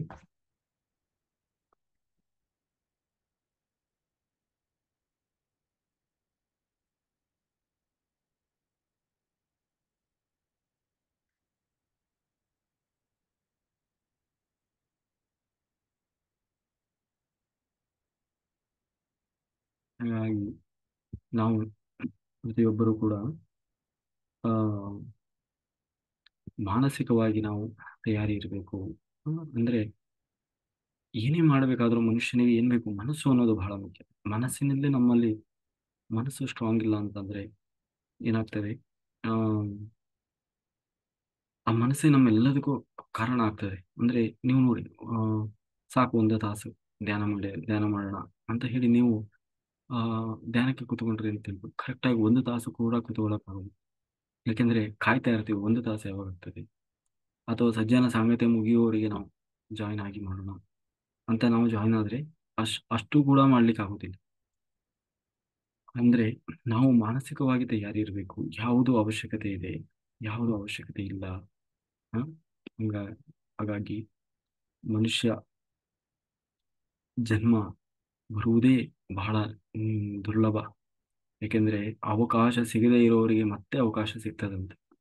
ಅಂದ್ರೆ ಈ ಈ ಭೂಮಿಗೆ ಬಂದಿರ್ತಾರೆ, ಆದ್ರೆ ಅವನಿಗೆ ಸಾಧನೆ ಮಾಡ್ಲಿಕ್ಕೆ ಅವಕಾಶನೇ ಸಿಗೋಲ್ಲ. ಕೆಲವ್ರು ನೋಡಿ ಪಾಪ, ಅವ್ರಿಗೆ ಆಸೆ ಇರ್ತದೆ ಸಾಧನೆ ಮಾಡ್ಬೇಕು ಅಂತ, ಆದ್ರೆ ಆ ತರದ ವಾತಾವರಣನೇ ಇರೋಲ್ಲ ಅವ್ರ ಮನೆಯಲ್ಲಿ. ಎಷ್ಟು ಪ್ರಯತ್ನ ಮಾಡ್ತಾರೆ, ಆ ಒಂದು ಗಂಡ ಟಾರ್ಚರ್ ಮಾಡ್ತಾರೆ, ಇಲ್ಲ ಹೆಂಡತಿ ಟಾರ್ಚರ್ ಮಾಡ್ತಾರೆ, ಆ ಇಲ್ಲ ಮೊಬೈಲ್ ಕಸ್ಕೊಂಡು ಹೋಗ್ತಾರೆ, ಆ, ಏನೇನೋ ಬೇಕು ಅಂತಾನೆ ಕಿರಿಕಿರಿ ಏನೇನೋ ಮಾಡೋರು ಇರ್ತಾರೆ. ಹಾಗಾಗಿ ಅಂತೆ ಅವಕಾಶ ಇದ್ರೂ ಕೂಡ ಕೆಲವರಿಗಂತೂ ಅದರ ಆ ಒಂದು ಮಾರ್ಗವೇ ಸಿಗೋದೇ ಇಲ್ಲ. ಅಂಥವರಿಗೆ ಮೇಲೆ ಆತ್ಮಗಳ ಲೋಕದಲ್ಲಿ, ಪಿತೃಲೋಕದಲ್ಲಿ ಮತ್ತೆ ಪುನಃ ಅವರಿಗೆ ಅವಕಾಶ ಕೊಡ್ತಾರಂತೆ. ನೀವು ಹೋಗಿ ಈ ಸರಿಯಾದ್ರೂ ಸಾಧನೆ ಮಾಡ್ಕೊಂಡು ಬನ್ನಿ ಅಂತ ಹೇಳಿ ಪುನಃ ಅವರಿಗೆ ಅವಕಾಶ ಕೊಟ್ಟು ಕಳಿಸ್ತಾರೆ. ಅವಕಾಶ ಅಂದ್ರೆ ಮತ್ತೆ ಜನ್ಮ ತಗೊಂಡು ಬರ್ಲಿಕ್ಕೆ, ಮತ್ತೆ ಬೇಗ ಬರ್ಲಿಕ್ಕೆ ಸಾಧ್ಯ ಆಗ್ತದೆ. ಆದರೆ ಯಾರಿಗೆ ಅವಕಾಶ ಸಿಕ್ಕೂ ಕೂಡ ಅದನ್ನ ಸದುಪಯೋಗ ಮಾಡ್ಕೊಂಡಿಲ್ಲ, ಅವರಿಗೆ ಕಾಯಿಸ್ತಾರಂತೆ, ತಡೀರಿ ನಿಮಗೆ. ಯಾಕೆಂದ್ರೆ ಎಲ್ಲಾ ನಿಮ್ಗೆ ಸಿಕ್ಕೂ ಕೂಡ, ಎಷ್ಟೊಂದು ಅವಕಾಶ ಇತ್ತು, ಸಾಧಿಸಬಹುದಿತ್ತು, ಮಾರ್ಗ ಸಿಕ್ಕಿತ್ತು, ಗುರುಗಳು ಸಿಕ್ಕಿದ್ರು, ಎಷ್ಟು ಅನುಕೂಲತೆ ಇತ್ತು, ಆದರೂ ಕೂಡ ನೀವು ಅದನ್ನ ಸರಿಯಾಗಿ ವಿನಿಯೋಗ ಮಾಡಿಕೊಳ್ಳದೆ ಅಜ್ಞಾನದಿಂದ ದುರುಪಯೋಗ ಮಾಡ್ಕೊಂಡಿದ್ದೀರಿ. ನಿಮ್ಗೆ ಈಗಲೇ ಹೋಗ್ಲಿಕ್ಕೆ ಅವಕಾಶ ಇಲ್ಲ. ಯಾಕೆಂದ್ರೆ ಈಗಾಗಲೇ ಬೇರೆ ಆತ್ಮಗಳು ಕೂಡ ಕಾಯ್ತಾ ಇದ್ದಾರೆ, ಅವರಿಗೆ ಏನೋ ಅವಕಾಶ ಸಿಕ್ಕಿಲ್ಲ. ಹಾಗಾಗಿ ಅವರನ್ನು ಕಳ್ಸೋಣ ಅಂತ ಹೇಳಿ ಏನ್ ಮಾಡ್ತಾರೆ, ಯಾರಿಗೆ ಅವಕಾಶ ಸಿಕ್ಕಿಲ್ಲ ಆ ಆತ್ಮಗಳಿಗೆ ಮತ್ತೆ ಬರ್ತಾರೆ. ಹಾಗಾಗಿ ಆ ಇವರಿಗೆ ತುಂಬಾ ತುಂಬಾ ವರ್ಷಗಳು, ಕೆಲವೊಮ್ಮೆ ಯುಗಗಳೇ ಕಾಯ್ಬೇಕಾಗ್ತದೆ. ಯಾಕೆಂದ್ರೆ ಕೋಟ್ಯಾಂತರ ಲೆಕ್ಕಕ್ಕೆ ಸಿಗದಷ್ಟು ಆತ್ಮಗಳಿದ್ದಾರೆ, ಅವರೆಲ್ಲ ಜನ್ಮ ತಗೊಂಡು ಬರಬೇಕಾಗಿದೆ. ಜನ್ಮ ತಗೊಂಡು ಬರ್ಲಿಕ್ಕೆ ಇಲ್ಲಿ ಜ ಗರ್ಭಗಳು ಅಷ್ಟಿಲ್ಲ ಈಗ. ಯಾಕೆಂದ್ರೆ ಹಿಂದೆಲ್ಲ ಆ ಬಹಳ ಬಹಳ ಜನ, ಅಂದ್ರೆ ಬಹಳ ಮಕ್ಕಳನ್ನ ಪಡಿತಾ ಇದ್ರು, ಅವಾಗ ತುಂಬಾ ಜನ ಹುಟ್ಟಿ ಬರ್ತಾ ಇದ್ರು. ಆದ್ರೆ ಈಗ ಹಾಗಾಗಲ್ಲ, ಈಗ ಒಂದೇ, ಇಲ್ಲ ಜಾಸ್ತಿ ಅಂದ್ರೆ ಎರಡು. ಆ, ಈಗ ಒಂದೇ, ಅಯ್ಯೋ ಎರಡು ಅನ್ನೋ ಕಾನ್ಸೆಪ್ಟ್ ಹೋಗಿ ಈಗ ಒಂದೇ ಸಾಕು ಅನ್ನುವ ಮನಸ್ಥಿತಿಗೂ ಆ ಬಂದಿದ್ದಾರೆ. ಹಾಗಾಗಿ ಆ, ಆ, ಅಂದ್ರೆ ಆ, ತಂದೆ ತಾಯಿಗಳು, ಅಂದ್ರೆ ಮಕ್ಕಳ ಪಡೆಯುವವರ ಸಂಖ್ಯೆಯೂ ಕೂಡ ಕಡಿಮೆ ಆಗ್ತಾ ಇದೆ. ಹಾಗಾಗಿ ಆತ್ಮಗಳು ಬರ್ಲಿಕ್ಕೆ ಅವಕಾಶಗಳು ಕೂಡ ಅಷ್ಟೇ ಕಡಿಮೆ ಆಗ್ತಾ ಇದ್ದಾವೆ. ಹಾಗಿರುವಾಗ ನಾವು ಮತ್ತೆ ಯಾರಾದ್ರೂ ಮುಂದಿನ ಜನ್ಮ ಇದೆ, ನಾನು ಮುಂದಿನ ಜನ್ಮ ಬಂದ್ರೆ ಆಯ್ತು ನೋಡ್ಕೊಂತೀನಿ, ಅವಾಗ ಸಾಧನೆ ಮಾಡಿದ್ರೆ ಆಯ್ತು, ಈ ತರ ಯಾರಾದ್ರೂ ನೀವು ತಿಳ್ಕೊಂಡಿದ್ರೆ, ಗೊತ್ತಿಲ್ಲ, ನಿಮಗೆ ಗ್ಯಾರಂಟಿ ಇಲ್ಲ. ಸಿಕ್ಕರು ಎಷ್ಟೋ, ಅದು ಯುಗ ಯುಗಗಳನ್ನು ಕಳೆದ ಮೇಲೆ ಸಿಗ್ಬೋದು. ಮತ್ತೆ ಕಲಿಯುಗದಲ್ಲಿ ಜನ್ಮ ಸಿಗ್ತದೆ ಇಲ್ಲ ಗೊತ್ತಿಲ್ಲ, ಇನ್ಯಾವುದೋ ಯುಗದಲ್ಲೂ ಸಿಗ್ಬೋದು, ಹೇಳಕ್ಕಾಗಲ್ಲ. ಹಾಗಾಗಿ ಅದಕ್ಕೆ ಹೇಳುದು ನೋಡಿ, ಇನ್ನು ಅದಕ್ಕೆ ಜಾಸ್ತಿ ಅದು ಒಂದು ಸೈಕಲ್ ಪೀರಿಯಡ್ ಇದ್ದಿಲ್ಲ, ಬರೀ 100 ವರ್ಷದೊಳಗೇನೆ ಇಟ್ಟಿದ್ದಾರೆ ಎಲ್ಲ. ಅಂದ್ರೆ ಯಾಕೆಂದ್ರೆ ಬರೀ ನೀವೇ ಬಂದ್ರೆ ಮತ್ತೆ ಉಳಿದ ಆತ್ಮಗಳು ಬರೋದು ಯಾವಾಗ, ಸಾಧನೆ ಮಾಡೋದು ಯಾವಾಗ? ಕೋಟ್ಯಾಂತರ ಆತ್ಮಗಳಿದ್ದಾವೆ, ಲೆಕ್ಕಕ್ಕೆ ಸಿಗದಷ್ಟು ಆತ್ಮಗಳಿದ್ದಾವೆ, ಅವರು ಕೂಡ ಜನ್ಮ ತಗೊಂಡು ಬರ್ಬೇಕಲ್ಲ, ಬಂದು ಇಲ್ಲಿ ಸಾಧನೆ ಮಾಡಿ ಹೋಗ್ಬೇಕಲ್ಲ. ನೀವೇ ಸಾವಿರಾರು ವರ್ಷ ಇಲ್ಲೇ ಕುತ್ಕೊಂಡ್ರೆ ಪಾಪ ಉಳಿದವ್ರ ಕತೆಗೆ. ಹ? ಹಾಗಾಗಿ ಅದಕ್ಕೆ ಹೇಳೋದು, ಅವಕಾಶ ಸಿಕ್ಕಿದೆ, ಭಗವಂತ ಅವಕಾಶ ಕೊಟ್ಟಿದ್ದಾನೆ. ನಾವು ನಮ್ಮ ನೆಪಗಳನ್ನು ಹೇಳ್ತಾ, ನಮ್ಮ ಸಮಸ್ಯೆಗಳನ್ನು ಹೇಳ್ತಾ, ಅಥವಾ ನಮ್ಮ ಕೊರತೆಗಳನ್ನ ಹೇಳ್ಕೊಳ್ತಾ ಸಾಧನೆಯಿಂದ ತಪ್ಪಿಸ್ಕೊಳ್ಳಲಿಕ್ಕೆ ನಾವು ಯಾವತ್ತೂ ಪ್ರಯತ್ನ ಮಾಡಬಾರ್ದು. ಅದು ಮಾಡಿದ್ವಿ ಅಂತಂದ್ರೆ ನಮ್ಮ ತಲೆ ಮೇಲೆ, ನಮ್ಮ ಕಾಲ ಮೇಲೆ ನಾವೇ ಚಪ್ಪಡಿ ಕಲ್ಲು ಹಾಕೊಂಡ. ಹ್ಮ್ ಹಾಗಾಗಿ ಇಷ್ಟೊಂದು ಒಳ್ಳೆ ಅವಕಾಶ, ಆಪರ್ಚುನಿಟಿ ಸಿಕ್ಕಾಗ ಸಂಪೂರ್ಣವಾಗಿ ಅದರ ಸದುಪಯೋಗ ಮಾಡ್ಕೊಳ್ಳಿ. ಹ್ಮ್ ಹ್ಮ್. ಆದಷ್ಟು ಹೆಚ್ಚು ಹೆಚ್ಚು ಸಾಧನೆಯನ್ನು ಮಾಡಿ. ಹಾಗಾಗಿ ಮತ್ತೆ ಜನ್ಮ ಸಿಗುವುದು ಗೊತ್ತಿಲ್ಲ, ದುರ್ಲಭ. ಆದರೆ ಮನುಷ್ಯ ಜನ್ಮ ದುರ್ಲಭವಾದದ್ದು, ಹಾಳು ಮಾಡಿಕೊಳ್ಳಬೇಡಿರೋ ಚಪ್ಪಗಳಿರ ಅಂತ ಹೇಳಿ ಆ ದಾಸರು ಕೂಡ ದಾಸ ಸಾಹಿತ್ಯದಲ್ಲಿ ಹೇಳ್ತಾರೆ. ಹಾಗೆ ನಾವೆಲ್ಲರೂ ನಮಗೆ ಸಿಕ್ಕಂತ ಈ ಒಂದು ಅತ್ಯಂತ ಅದ್ಭುತವಾದ ಅವಕಾಶವನ್ನ ಚೆನ್ನಾಗಿ ಸದುಪಯೋಗ ಮಾಡಿಕೊಳ್ಳೋಣ. ಎಲ್ಲರೂ ಹೆಚ್ಚು ಹೆಚ್ಚು ಸಾಧನೆ ಮಾಡಿ, ಪುಸ್ತಕಗಳನ್ನು ಓದಿ, ಹೆಚ್ಚು ಹೆಚ್ಚು ಪುಸ್ತಕಗಳನ್ನು ಓದಿ, ಜ್ಞಾನ ಸಂಪಾದನೆ ಮಾಡಿ, ಧ್ಯಾನ ಮಾಡಿ, ಶುದ್ಧ ಸಸ್ಯಾಹಾರಿಗಳಾಗಿರಿ. ಹೊರಗಡೆ ಸಗಣಿಗಳನ್ನ ತಿನ್ಬೇಡಿ ಜಾಸ್ತಿ. ಯಾಕಂದ್ರೆ ಹೊರಗಡೆ ಏನ್ ತಿಂದ್ರು ಅದು ಸಗಣಿ ಅಂತಾನೆ ಲೆಕ್ಕ. ಹ್ಮ್ ಅಷ್ಟೇ ಮಾಡ್ತೀನಿ, ಹೊರಗಡೆ ಸಗಣಿ ಅಂದ್ರೆ ಅಷ್ಟೇ. ಹೊರಗಡೆ ಏನೇನ್ ತಿಂತಾ ಇದ್ದೀವಿ ನಾವು, ಅದೆಲ್ಲ ಸಗಣಿ ಅಂತಾನೆ ಅರ್ಥ, ಮತ್ತಿನ್ನೇನಿಲ್ಲ. ದನಿನ್ ಸಗಣಿ ಅನ್ಕೋಬೇಡಿ ಮತ್ತೆ. ಅದು ಶ್ರೇಷ್ಠ, ಶ್ರೇಷ್ಠ ಅಲ್ವಾ, ಅದ್ರಲ್ಲಿ ಏನಿದೆ ಬಿಡ್ರಿ ಅಂತೇಳಿ. ಹಾಗಾಗಿ ಹೊರಗಡೆ ಇದನ್ನ ತಿನ್ನೋದು ಬಿಡಿ ಆದಷ್ಟು. ಎಷ್ಟು ಸಾಧ್ಯ ಆಗ್ತದೋ ಅಷ್ಟು. ಏನಿಲ್ಲ, ಮನೆಯಲ್ಲಿ ಹೋಗುವಾಗ ಒಂದು ಬಾಕ್ಸ್ ಅಲ್ಲಿ ಹಾಕೊಂಡು ಹೋದ್ರೆ, ಅದಕ್ಕೆ ನಾವು ಲಾಸ್ಟಿಗೆ ಆ ನಮ್ಮ ಧ್ಯಾನ ಇದರಿಂದ ಕಳಿಸುವಾಗಲೂ ಕೂಡ ಯಾರನ್ನು ಹಾಗೆ ಕಳಿಸಿಲ್ಲ, ಬಾಕ್ಸಿಗೆ ಹಾಕಿ ಕಳಿಸಿದ್ವಿ. ಯಾಕೆಂದ್ರೆ ಹೊರಗಡೆ ಸಗಣಿ ಯಾರು ತಿಂದೇ ಇರ್ಲಿ ಅಂತ. ಆದಷ್ಟು ಅಲ್ಲ. ಹಾಗಾಗಿ ಇದು ನಮ್ಮ ಒಂದು ಪ್ರಯತ್ನ. ಅದಕ್ಕೂ ಮೀರಿ ತಿನ್ನೋರಿಗೆ ಎಂತ ಮಾಡ್ಲಿಕ್ಕಾಗಲ್ಲ.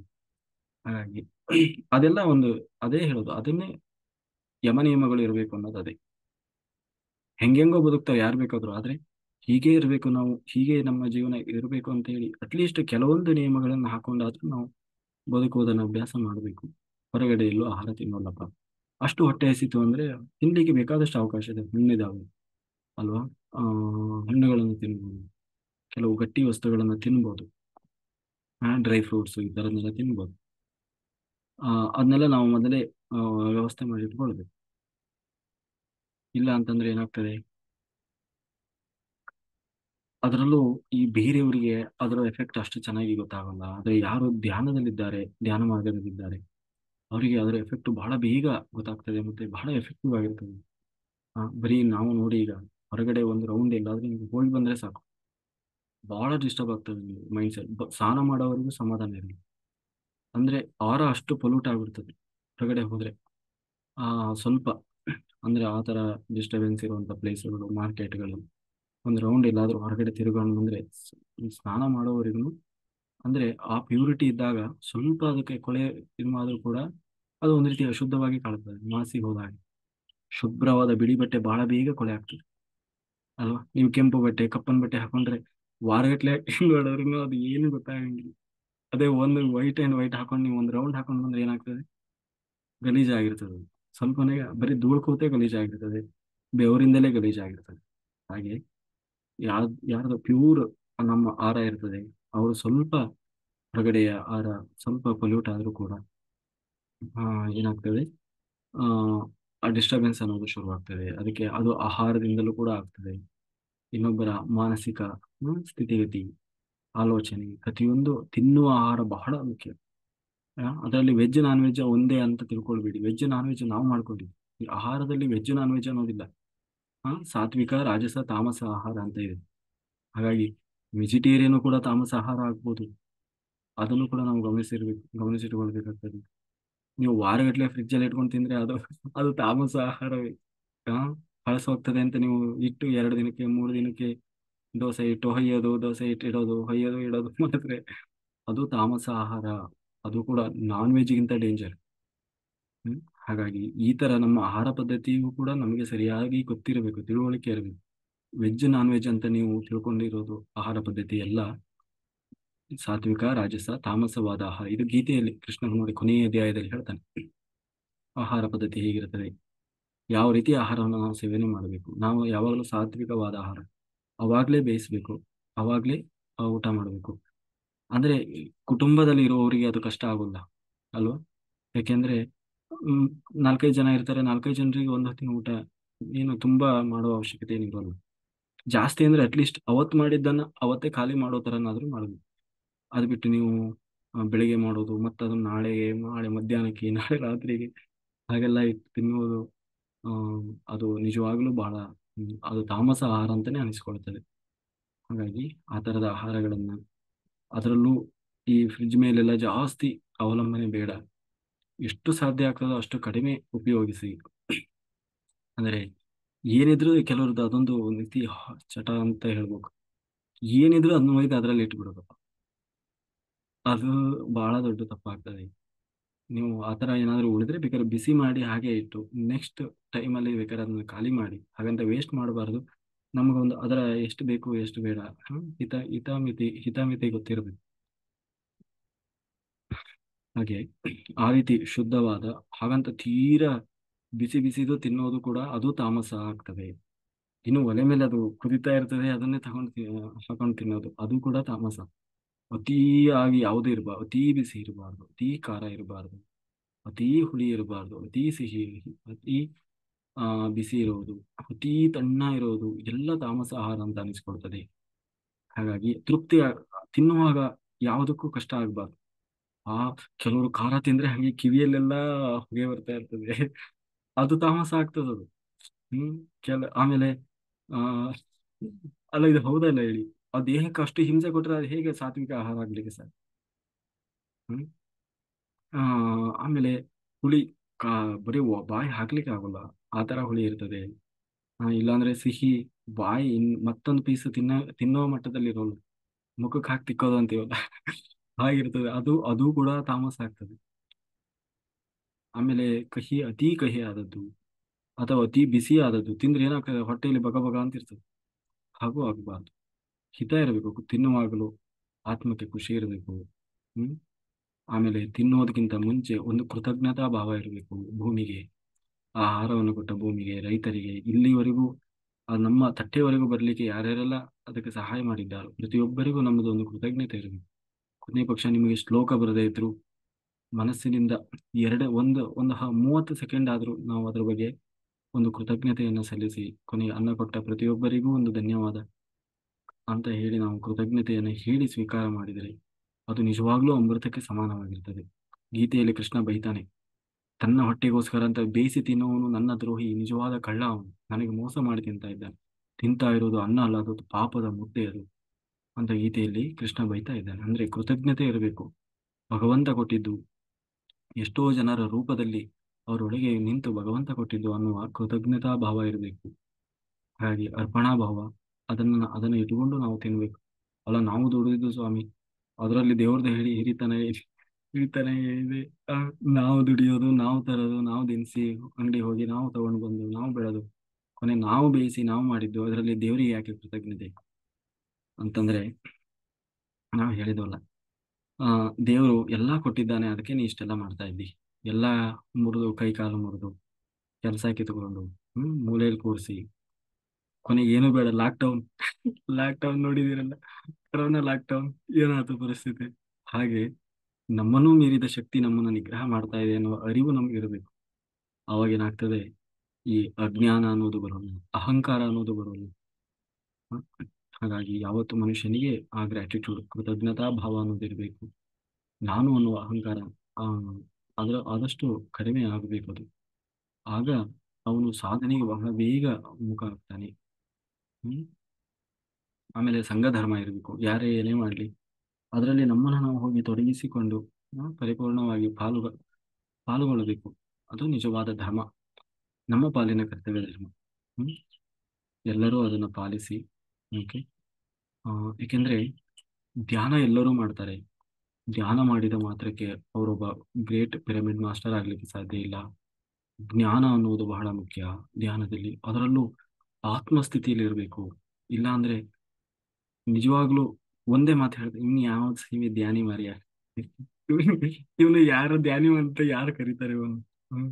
ಒಂದು ಚೂರಾದ್ರೂ ಬದಲಾವಣೆ ಬೇಕಲ್ವಾ ಅಟ್ಲೀಸ್ಟ್. ಎಲ್ಲರ ಹಾಗೆ ಬದುಕುವವನು ಅವನು ನಿಜವಾಗ್ಲೂ ದೇಹ ಸ್ಥಿತಿಯಲ್ಲಿದ್ದಾನೆ ಅಂತಂದ್ರೆ, ಅದು ಪ್ರಾಣಿಗಳ ಸ್ಥಿತಿ, ದೇಹ ಸ್ಥಿತಿಯಲ್ಲಿರೋದು ಅದು ಪ್ರಾಣಿಗಳಿರುವ ಸ್ಥಿತಿ. ಹಾಗೆ ಯಾವತ್ತೂ ಇರಬಾರದು, ಆತ್ಮ ಸ್ಥಿತಿಯಲ್ಲಿರಬೇಕು. ನಾನು ಒಂದು ಆತ್ಮ, ಪ್ರತಿಯೊಬ್ಬರೂ ಒಂದು ಆತ್ಮ, ಎಲ್ಲರನ್ನು ಆತ್ಮವಾಗೇ ನೋಡಬೇಕು, ಸಂಯಮದಿಂದ ವರ್ತನೆ ಮಾಡಬೇಕು, ಯಾರಿಗೂ ರಿಯಾಕ್ಟ್ ಆಗಬಾರದು. ಪ್ರತಿಯೊಂದು ಘಟನೆಯನ್ನು ಜ್ಞಾನಪೂರ್ವಕವಾಗಿ ಜ್ಞಾನಚಕ್ಷುವಿನಿಂದ ನೋಡಬೇಕು. ಹೇಗೆ, ಏನು ಜ್ಞಾನ, ಇದರಿಂದ ನಾನು ಏನು ತಿಳ್ಕೊಳ್ಳೋದಿದೆ? ಯಾವ ಘಟನೆಯೂ ಕೂಡ ಸುಮ್ಮನೆ ನಡೀತಾ ಇಲ್ಲ, ಪ್ರತಿಯೊಂದು ಘಟನೆಯ ಹಿಂದೆ ಒಂದು ಕಾರಣ ಇದೆ. ಸುಖ ಸುಮ್ಮನೆ ನಡೀತಾ ಇಲ್ಲ, ನಾವು ತಿಳ್ಕೊಂಡಿದ್ದೀವಿ ಅಷ್ಟೇ, ಸುಮ್ಮನೆ ನಡೀತಾ ಇದೆ ಎಲ್ಲ ಅಂತ. ಯಾವ ವ್ಯಕ್ತಿಯೂ ಕೂಡ ಸುಖ ಸುಮ್ಮನೆ ಭೇಟಿ ಆಗೋಲ್ಲ, ಯಾವ ವ್ಯಕ್ತಿಯೂ ಕೂಡ ಸುಖ ಸುಮ್ಮನೆ ಆ ಯಾವ ಘಟನೆಯು, ಯಾವ ಒಂದು ಸಂಭಾಷಣೆ ಯಾವುದೂ ನಡೆಯೋದಿಲ್ಲ. ಪ್ರತಿಯೊಂದು ಕೂಡ ಇಂಟರ್ ಕನೆಕ್ಟ್ ಇದೆ, ಪ್ರತಿಯೊಂದಕ್ಕೂ ಒಂದು ಕಾರಣ ಅನ್ನೋದಿದೆ. ಹಾಗಾಗಿ ಇದರಿಂದ ನನಗೆ ಏನು ಸಂದೇಶ ಇದೆ, ನನಗೇನು ಮೆಸೇಜ್ ಇದೆ, ನಾನೇನು ಕಲಿಬೇಕಾಗಿದೆ ಅನ್ನುವುದನ್ನು ನಾವು ಪ್ರತಿಯೊಂದು ಘಟನೆ, ಪ್ರತಿಯೊಂದು ಹೆಜ್ಜೆಯಲ್ಲಿ ಗ್ರಹಿಸಬೇಕೇ ಹೊರತು ನನಗೆ ಅವನು ಹೀಗಂದ ಅಂತ ಹೇಳಿ ಹಾರಾಡೋದು, ಆ, ನನಗೆ ಏನಿದೆ, ನನಗೆ ಹಿಂಗೆ ಹೇಳಕ್ ಹೋದ, ಈ ತರ ಎಲ್ಲ ಜಗಳ ಆಡೋದು, ನೀನೇನು ನನಗೆ ಈ ತರ ಎಲ್ಲ ನಾವು ಅಜ್ಞಾನದಲ್ಲಿ ವರ್ತನೆ ಮಾಡಬಾರ್ದು, ಯಾರಿಗೂ ರಿಯಾಕ್ಟ್ ಆಗಬಾರ್ದು. ಅವಾಗ ಏನಾಗ್ತದೆ, ಎಲ್ಲವನ್ನ ಸ್ವೀಕಾರ ಮಾಡುವ ಮನೋಭಾವ ಇರಬೇಕು. ಅವರೇ ಒಬ್ಬ ರಿಯಲ್ ಪಿರಮಿಡ್ ಮಾಸ್ಟರ್, ನಿಜವಾದ ಪಿರಮಿಡ್ ಮಾಸ್ಟರ್. ಹಾಗಾಗಿ ಜ್ಞಾನದಿಂದ, ಆಮೇಲೆ ನಾನು ಅನ್ನುವ ಅಹಂ ಇರಬಾರ್ದು, ಎಲ್ಲರಿಗಿಂತ ಸಣ್ಣವ ನಾನು ಅನ್ನೋ ಭಾವ ಇರಬೇಕು. ನಾನು ದೊಡ್ಡ ಮಾಸ್ಟರು, ನಾನು ಅಷ್ಟು ಜನರಿಗೆ ಧ್ಯಾನ ಹೇಳ್ಕೊಟ್ಟಿದ್ದೀನಿ, ನಾನು ಸೀನಿಯರ್ ಮಾಸ್ಟರು, ನಾನು ಅವ್ರ ಹತ್ರ ಏನು ತಲೆಬಾಗು, ಈ ತರದ ಯಾವ ಭಾವವೂ ಇರಬಾರ್ದು. ಕೆಳಗೆ ಕೂರುವ ಅವಕಾಶ ಅವಶ್ಯಕತೆ ಬಂದ್ರೆ ಹೋಗಿ ಕೆಳಗೂ ಕೂರಬೇಕು, ಮೇಲೆ ಕೂರುವ ಅವಕಾಶ ಸಿಕ್ಕರೆ ಮೇಲೂ ಕೂರಬೇಕು, ಕಸ ಹೊಡೆಯೋ ಅವಕಾಶ ಸಿಕ್ಕರೆ ಕಸನೂ ಹೊಡಿಬೇಕು. ಆ ಏನ್ ಮಾಡುವ ಅವಕಾಶ ಸಿಕ್ಕರು ನಾನು ದೊಡ್ಡವ, ನಾನು ಸಣ್ಣವ, ನಾನು ಸೀನಿಯರು, ನಾನು ಜೂನಿಯರ್ ಅನ್ನುವ ಯಾವ ಭಾವವು ನಮ್ಮ ಒಳಗೆ ಇರಬಾರ್ದು. ಎಲ್ಲರೊಳಗೆ ನಾವು ಒಬ್ಬರು ಅನ್ನುವ ಮನಸ್ಥಿತಿ, ಎಲ್ಲರ ಜೊತೆಗೆ ಎಲ್ಲರೂ ಹೇಗೆ ಸೇವಕರು, ನಾನು ಒಬ್ಬ ಸೇವಕ ಅನ್ನುವ ಮನೋಧರ್ಮ ನಮ್ಮಲ್ಲಿ ಇದ್ದಾಗ ಅವರೇ ಒಬ್ಬ ನಿಜವಾದ ಪಿರಮಿಡ್ ಮಾಸ್ಟರ್. ಆ ಜ್ಞಾನ ನಮ್ಮಲ್ಲಿ ಸದಾ ಜಾಗೃತವಾಗಿರ್ಬೇಕು. ಯಾವತ್ತೋ ಒಂದು 5 ನಿಮಿಷ 10 ನಿಮಿಷಕ್ಕೆ ಅದು ಸೀಮಿತ ಆಗಬಾರ್ದು. ಅದನ್ನ ಇಷ್ಟೇ, ನೀವು ಏನು ದೊಡ್ಡ ಬ್ರಹ್ಮಾಂಡ ಅರಗಿಸ್ಬೇಕಾಗಿಲ್ಲ ಬುಕ್ ಹಿಡ್ಕೊಂಡು. ಆ ಜ್ಞಾನ ಅವನು ದೊಡ್ಡ ಜ್ಞಾನಿ ಆಗಬೇಕು, ಬ್ರಹ್ಮಜ್ಞಾನಿ ಆಗಬೇಕು ಅಂತ ಇಷ್ಟು ದೊಡ್ಡ ಪುಸ್ತಕಗಳನ್ನು ಇಟ್ಟುಕೊಂಡು ನೀವು ಓದ್ತಾ ಕೂತ್ರೆ ಬ್ರಹ್ಮಜ್ಞಾನಿ ಆಗೋಲ್ಲ. ಈ ತರದ ಕೆಲವು ಸಣ್ಣ ವಿಷಯಗಳನ್ನ, ಕೆಲವು ನಿಯಮಗಳನ್ನ, ಕೆಲವು ಜ್ಞಾನಗಳನ್ನ, ಸಣ್ಣ ಸಣ್ಣ ಜ್ಞಾನವನ್ನು ನಮ್ಮ ಜೀವನದಲ್ಲಿ ನಾವು ಅಳವಡಿಸಿಕೊಂಡು ಅದನ್ನು ಪಾಲನೆ ಮಾಡಿದಾಗ ಆ ಜ್ಞಾನವೇ ನಮ್ಮನ್ನು ಅತ್ಯುನ್ನತ ಸ್ಥಿತಿಗೆ ತೆಗೆದುಕೊಂಡು ಹೋಗ್ತದೆ. ಹಾಗಾಗಿ ನಾವು ನಮ್ಮಲ್ಲಿ ಆ ತರದ ಯಾವ ಮಿಸ್ಟೇಕ್ಸ್ ಇದೆ, ದೋಷಗಳಿದೆ ಅನ್ನುವುದನ್ನು ಗುರುತಿಸಿಕೊಂಡು ಅದರಿಂದ ನಾವು ಹೊರಗೆ ಬರುವ ಪ್ರಯತ್ನ ಮಾಡಬೇಕು. ಇದೆಲ್ಲ ಒಂದೇ ತನ್ನಷ್ಟು ತಾನೇ ಒಳಗಿಂದ ಬರುವುದಲ್ಲ, ನಾವು ಅಭ್ಯಾಸದಿಂದ ಬರುವಂಥದ್ದು. ಅಭ್ಯಾಸ, ಗೀತೆಯಲ್ಲಿ ಅರ್ಜುನ ಕೇಳ್ತಾನೆ, ಇದು ಸಾಧ್ಯ ಆಗೋದು ಹೇಗೆ, ಆಗ್ತಾ ಇಲ್ಲಲ್ಲ ನಮಗೆ. ಅದಕ್ಕೆ ಕೃಷ್ಣ ಹೇಳೋದು, ಅಭ್ಯಾಸ ಮಾಡ್ಬೇಕಪ್ಪ, ನಿರಂತರ ಅಭ್ಯಾಸದಿಂದ ಎಲ್ಲವೂ ಸಾಧ್ಯ ಇದೆ. ಹಾಗೆ ಅಭ್ಯಾಸ ಮಾಡುವುದನ್ನು ನಾವು ಕಲಿತರೆ ಎಲ್ಲವೂ ಸಾಧ್ಯ ಇದೆ. ಹಾಗಾಗಿ ಎಲ್ಲರೂ ಬರೀ ಧ್ಯಾನ ಮಾಡಿದ ಮಾತ್ರಕ್ಕೆ ನಾವು ಧ್ಯಾನಿ ಅಂತ ಓಡಾಡೋದ್ರಿಂದ ನಾವು ನಿಜವಾದ ಪಿರಮಿಡ್ ಮಾಸ್ಟರ್ ಆಗೋದು. ಅದರ ಜೊತೆಗೆ ಜ್ಞಾನ ಅನ್ನೋದು ಬಹಳ ಮುಖ್ಯ. ಅದರಲ್ಲೂ ನಾನು ಅನ್ನುವ ಅಹಂಕಾರ ಇರದೆ ಎಲ್ಲರೊಳಗೂ ನಾನೊಬ್ಬ ಸೇವಕ, ಎಲ್ಲಾ ಸೇವಕರ ಜೊತೆಗೆ ನಾನೊಬ್ಬ ಸೇವಕ ಅನ್ನುವ ಭಾವ ನಮ್ಮಲ್ಲಿ ಯಾವತ್ತೂ ಜಾಗೃತವಾಗಿರಬೇಕು. ಎಲ್ಲವನ್ನ ಸ್ವೀಕಾರ ಮಾಡುವ ಮನಸ್ಥಿತಿ ಇರಬೇಕು. ಎಲ್ಲದರಿಂದಲೂ ನಾನು ಕಲಿಯೋದೇನೋ ಇದೆ ಅಂತ ಹೇಳಿ ಕೇವಲ ಕಲಿಕೆಯನ್ನು ಮಾತ್ರ ಗ್ರಹಿಸಬೇಕು. ಯಾರನ್ನು ಅವರು ನನಗೆ ಬೇಕಾದವರು, ಇವರು ನನಗೆ ಬೇಡಾದವರು ಅನ್ನುವ ದ್ವೇಷದಿಂದಲೋ ಅತ್ಯಂತ ಮಮಕಾರದಿಂದಲೋ ಇತರ ಯಾರನ್ನೂ ನೋಡುವ ಭಾವ ನಮ್ಮಲ್ಲಿ ಇರಬಾರದು. ಆಯ್ತು, ಅದು ಏನಾಗ್ತದೆ, ನಮ್ಮನ್ನ ಅತ್ಯಂತ ಎತ್ತರದ ಸ್ಥಿತಿಗೆ ತೆಗೆದುಕೊಂಡು ಹೋಗ್ತದೆ. ಎಲ್ಲರೂ ಅದನ್ನ ಪಾಲನೆ ಮಾಡ್ತಾ ಇದ್ದೀರಿ ಅನ್ನುವ ವಿಶ್ವಾಸ ನಮ್ಮಲ್ಲಿದೆ.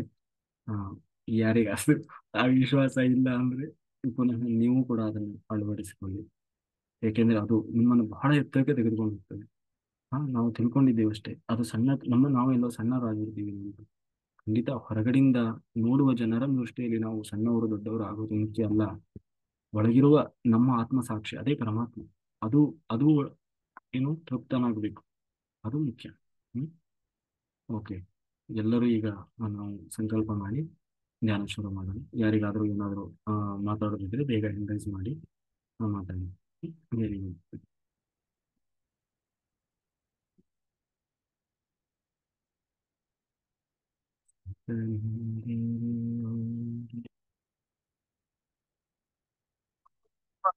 అయిపోయిన తర్వాత అర్జునుడికి డౌట్ వచ్చింది కృష్ణ మీద, కృష్ణుడి మీద, అసలు ఎవడవయ్యా నువ్వు అన్నాడు. ఇలాంటి మాటలు ఎప్పుడు నీ దగ్గర వినలేదే, వీడు అడగలేదు, వాడు చెప్పలేదు.